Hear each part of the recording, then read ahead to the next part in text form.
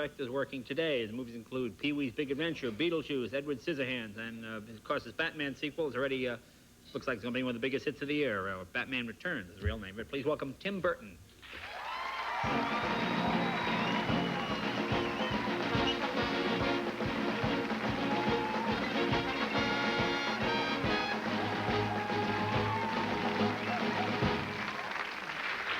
So apparently you don't do wardrobe for your films.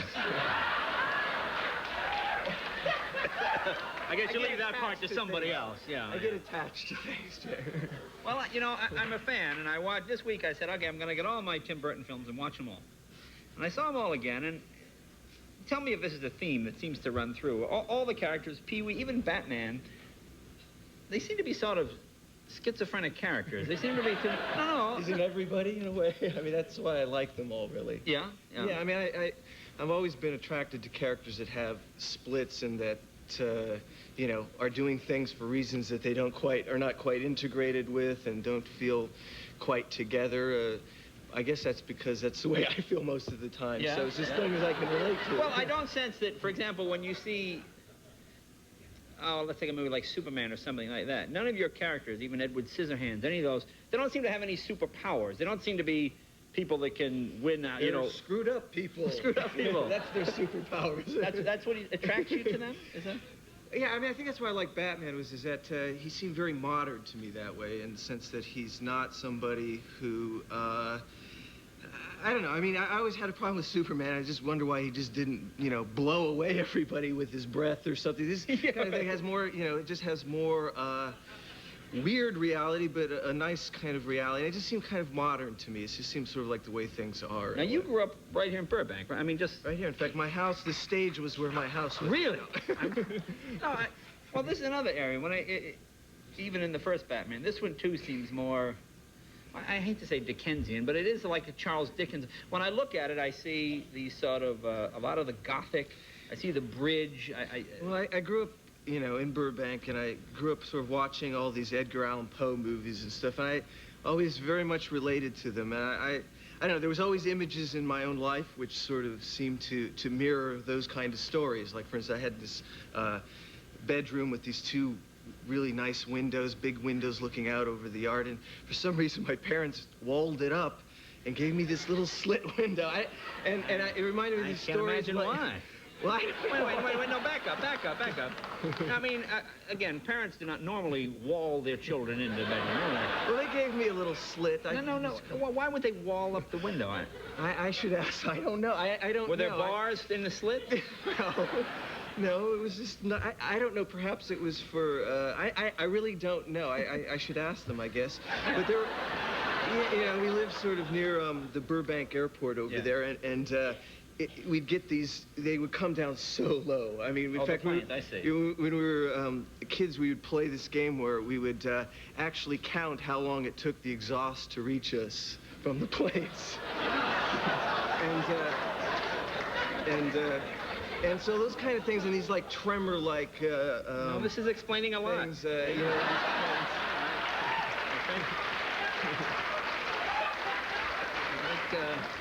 the Surgeon General could use you to testify.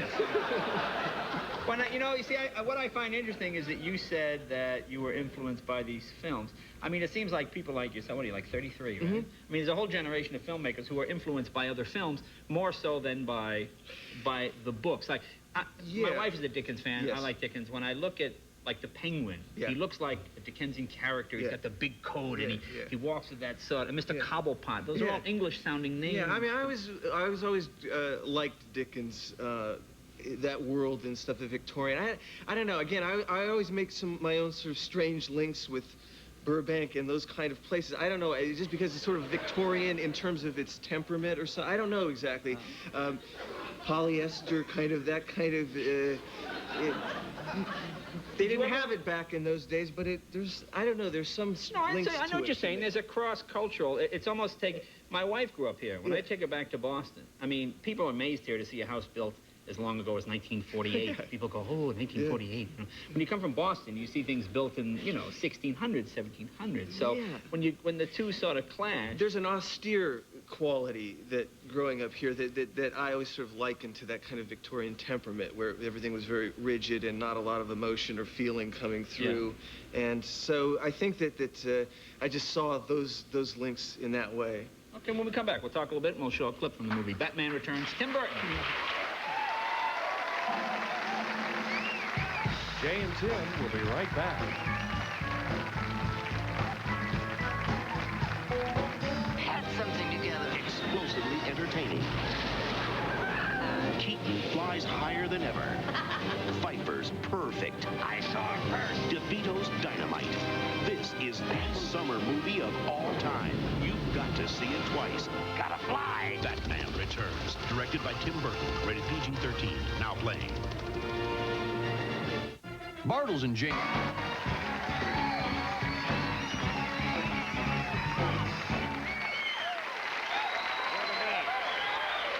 are talking with Tim Burton, the director of Batman Returns and Edward Scissorhands and a bunch of other movies. Here's a question I'm sure every film student in the country probably wonders. I mean, you were, what, 28, I guess, when you directed Batman. Certainly one of the biggest movies of all time. If I don't know, maybe the biggest, I don't know. How do we get from sort of 28-year-old to, I mean, how do you get handed a $60 million project? Well, especially it's a business of sociopaths, so it's like, yeah. And you can come into this whole thing, and you actually feel very lucky all the time because nobody seems to know what they're doing, and there's all this sort of... No, but you started, what, as an animator for Disney? Is that correct? Started as an animator at Disney for a couple of years, and then did a couple of short films, and then got the opportunity to do Pee-wee's Big Adventure. Right. It just was kind of stream of conscious, and I don't know, you know, I mean, I never really went to film school or anything, so I really kind of lucked into the whole thing in a way. Oh, by not having any sort of... By not having any skills, they give you movies to direct.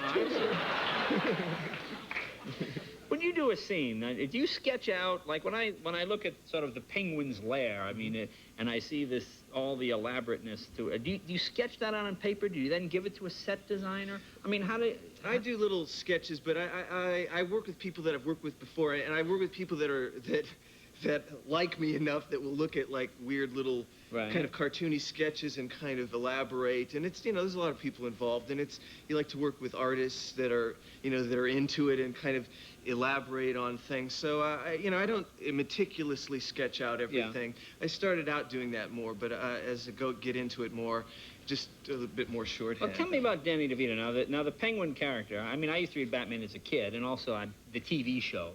Obviously, the Penguin is a little bit different. I mean, this is such a dark, I mean, strange sort of character. How far is too strange? I mean, how do you know when you... Well, I don't. I mean, we just try to, you know, that was one of my least favorite characters in the comic because it was just a guy in a top hat and all. And, you know, when Danny DeVito got involved, we really wanted to make it something. And we just took the idea of the Penguin, just that word alone, and just conjured up the whole thing. And then once it was a lot of research with that character, but you know, it's based it on anybody we know. Do you see people and go? He's based on most of the political candidates at the moment. Sure, I can see that. Yeah, he's the true outside candidate. Boy, he is the outside candidate. Yes. Okay, we have a clip here. Let's put our monitor up here. All righty, there you are. You would like this kind of a... This is a scene from Batman Returns. What... Is it on television already? Yeah, gosh, I tell you what. Just need any setup, what we're going to see here? It's just a bunch of weird animal people running around in the dark. I don't know. Well, I'm glad you're not doing PR for the film. Okay. I think Michelle Pfeiffer is in this one, right? Michelle As the Catwoman. And Danny and Michael Keaton and... All right, let's take a look. Batman Returns. What do you want? Ah, the direct approach. I admire that in a man with a mask.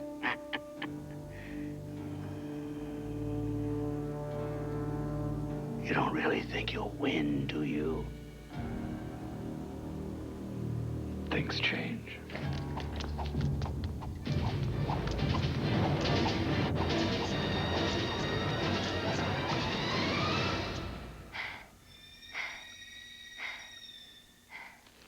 Meow.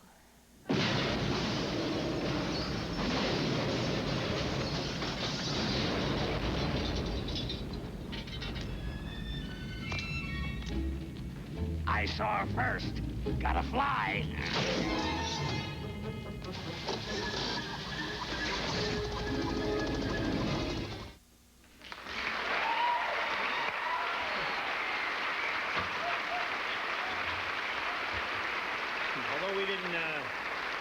We didn't see any of the real penguins in this clip. I mean, there were Yeah. like hundreds of penguins attacking Yeah, and we marching. used, we had all sorts of techniques known to man with penguins. We Do had they real listen better penguins. than actors? Or? Well, you know, fish. We used fish to get them. We cooled down the stage. We took very good care of them, and they're very beautiful creatures, really. Yeah. Yeah. Now, you think, I know you said the last Batman. Oh, no, it's not going to be another sequel. Well, this isn't really a sequel. I think you could see this without... Well, you know, knowing I the think first that one. there's so much placed on sequels and what people think about them and stuff, you know, and it's like, you know, you look at a Fellini movie or something and he kind of does the same themes and stuff, and although you wouldn't call it Satyricon 2 or something like that, it's like this is... I just felt like, well, you know, these new characters, Penguin and Catwoman, that they just had enough different life to make it something else, you know, and it was interesting enough, and with Danny and Michelle and Christopher Walken and all these people and stuff. Walken was great. He's the greatest. He's a you wonderful know, villain. They're all great. So all those people and, you know. Let me put you on the spot here. Now, this is the rumor going around town. I mumble grumble.